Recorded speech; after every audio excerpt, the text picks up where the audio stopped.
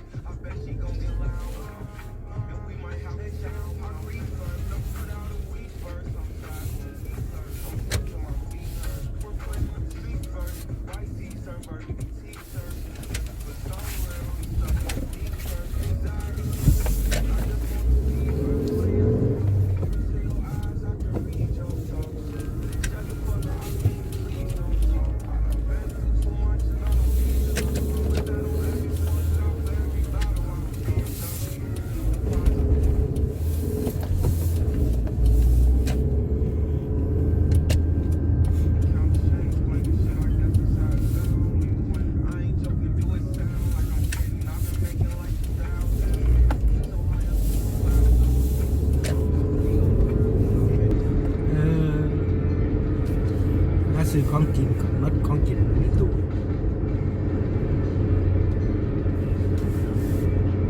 แดดงามดีนะแดดงามหลายจะได้ออกมาย่างกัน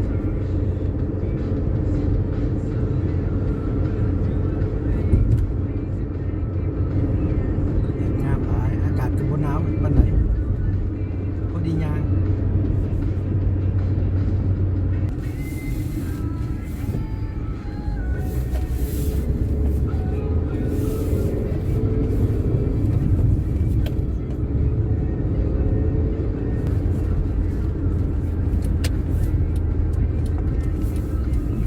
น้ำมันขึ้น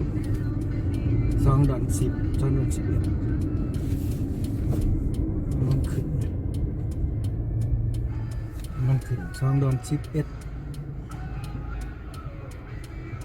ต่อลิตรตึ๊ด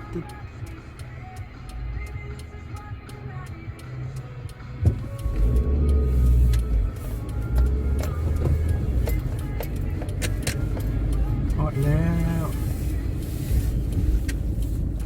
บนช้อปปิ้งประจำแล้ว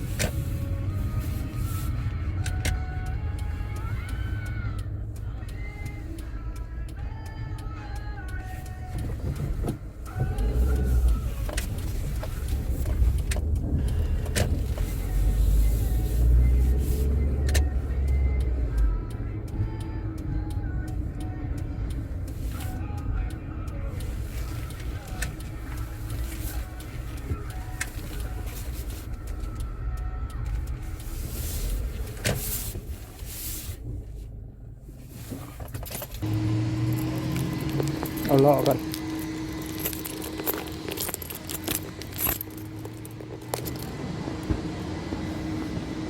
เลาะกัน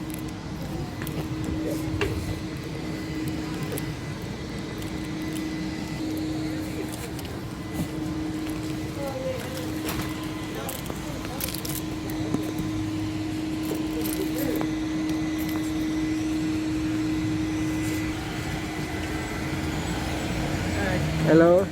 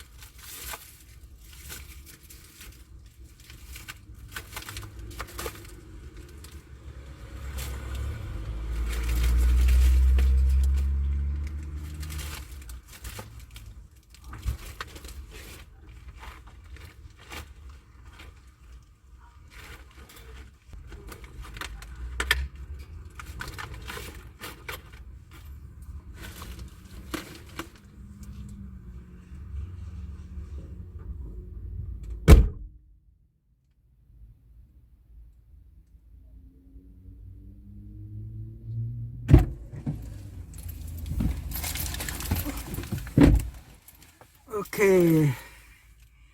กลับบ้านมานี่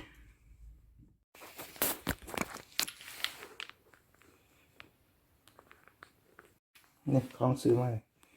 จะ4 ถุง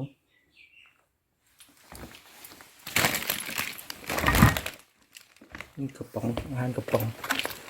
นี่หมากไหม